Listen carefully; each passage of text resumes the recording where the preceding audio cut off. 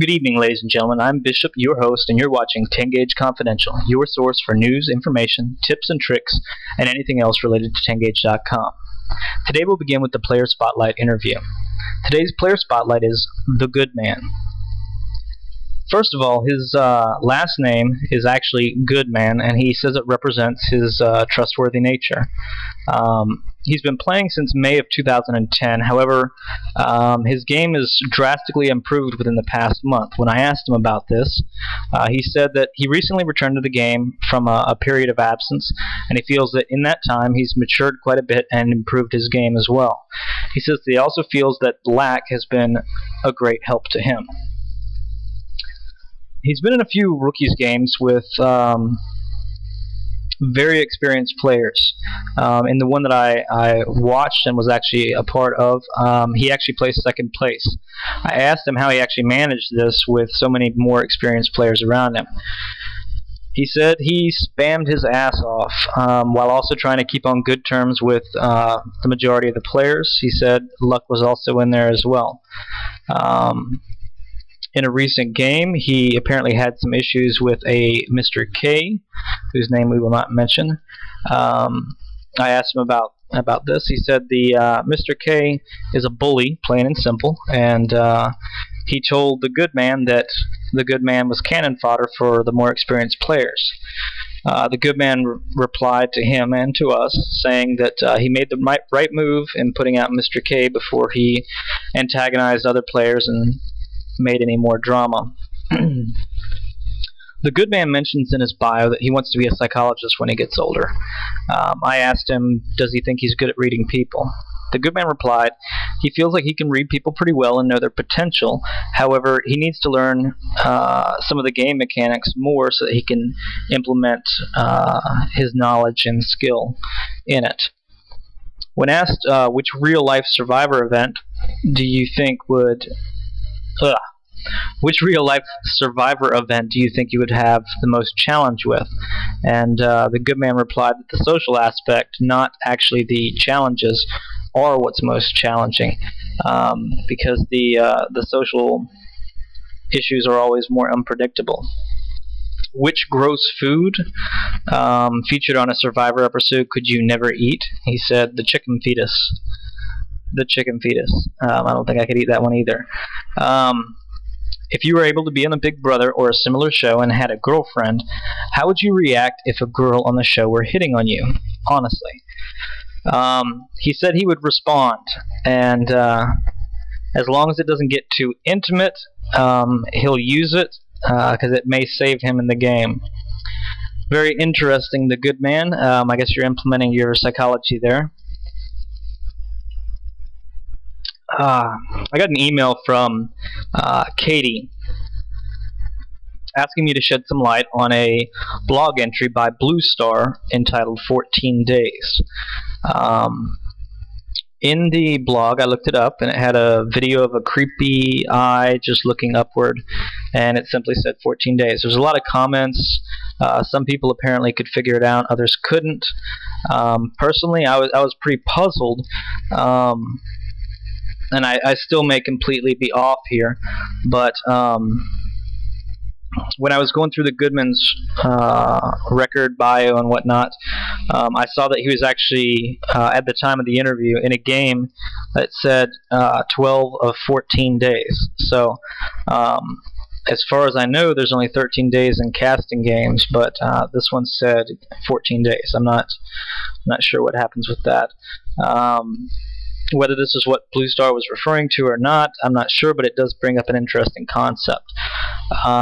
What if, instead of a final 3 for casting, it went down to final 2, and the jurors voted as they do in rookies? It's just a thought. Surprisingly, in the same game, I found my crazy white belt for this episode. The crazy white belt is known as Strategist, and he has only played 3 games. All of them are final 3s, and 2 of them were wins. He only lists 2 friends, which are randomized and Tengaged moderation. In his bio, it only says, my name is not important, but my vote is. And then there's a bunch of circles and symbols. I'm not sure what it is. I'm not really able to figure this out, but the player obviously has some skills, and his name kind of refers to his nature. So that's the strategist. But if you guys can figure out the symbols, I'd really like to know. I sent the guy an email. What did he do? He replied with the frickin' symbols. So I don't know. If you guys can tell me what that's all about, please do. Now we're going to have a new segment on the show called Spooky's Awkward Moments. If you don't know the player Spooky, now you're going to get some of the stuff that comes from his mind. Spooky's Awkward Moments. As you know, loyalty and charity are both important personal qualities that we'd all like to have. But what were to happen if they became in conflict? Spooky poses the following question. You are in a game and you're forced to vote out one of two people.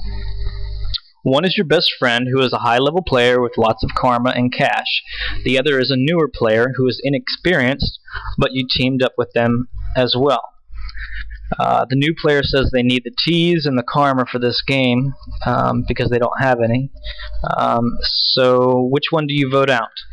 Do you go with loyalty to your bro or charity to the new teammate? When I read this awkward moment, it actually made me think of two real-life situations where the answers actually would be different each time. In the first situation, you've got $5. Standing on your right is your best friend, and he's asking you to buy him a Happy Meal at McDonald's. Standing on your left is a hungry-looking bum on a street corner. Let's say you choose to give the money to your friend, showing loyalty. Later you might feel bad about the bum. I mean, he could even die. You don't know if that $5 could have given him, food or whatever. But you could give the money to the bum. But what's to stop him from going out and buying a couple of 40s? So, in that case, if you chose charity, it might be a bad situation. Whereas loyalty, you don't know. In the second situation, you got a glass of milk. You have two choices. To your right is your best friend. Again, same guy. This time he's making a White Russian, which is an alcoholic beverage that has milk in it. And on your left, you got one of those little... let me be careful with my wording here. You have a starving baby on your left. So you can give the milk to your friend, showing loyalty, or you can give the milk to the starving baby on your left, showing charity. So which path do you choose, loyalty or charity? So, moving on, but still talking about charity, let's go to our group of the day. Today's group is called Tengaged Charity 2011. It's hosted by JE7467, and basically they have two games running, one the UK version and the US version, so that players of both time areas can play.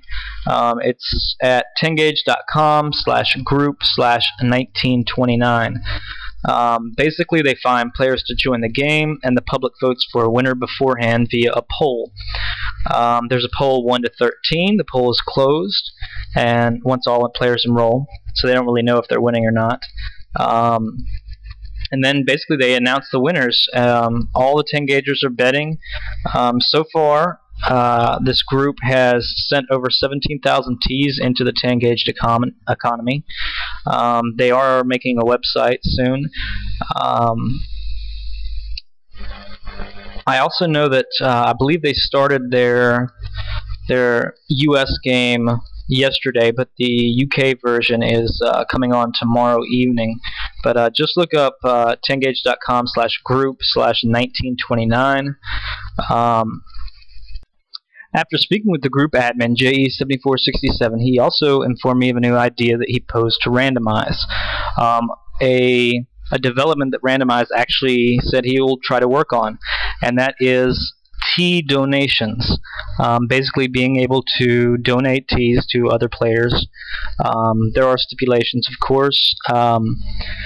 You can only give so much teas per week to another player. You can only receive so much teas in a week. They go in 5 tea increments up to 30 teas. But this could be very useful for people running group games. It could be good for giving other players teas on their birthday so they can buy a design, things of that nature. But it would definitely help the ability for just about anything in the game. Being able to donate has so many possibilities. Like I said, Randomize said he will put that on his to-do list. Speaking of Randomize, I've had several questions posed via email on questions to interview Randomize with. I tried to pick out the most useful, common, or just most interesting to include. Here's just a few of them. Randomize. What made you decide to work on a project like this? Second question. Do you like pancakes with maple syrup or with jam? Can you fix the shop so that there is a limit on how long you can own a shop besides how successful you are? Currently there is a monopoly on the shops that is unfair to up-and-coming designers. Randomize. Why are you so out of touch with the fans? We understand that you're busy with coding and everything, but you're kind of like a god to us. You set up the earth, you put us players on it, then you left us all to figure it out. The most popular question, of course, was, when will you bring the old castings back? New players are at a disadvantage in higher ranking games because they don't get the practice at the mini games. Randomize, if you can, please answer these. Send me an email. Let me know what your thoughts are. But speaking of that, in the meantime, in reference to those mini games, I got a message from Trishy Trash.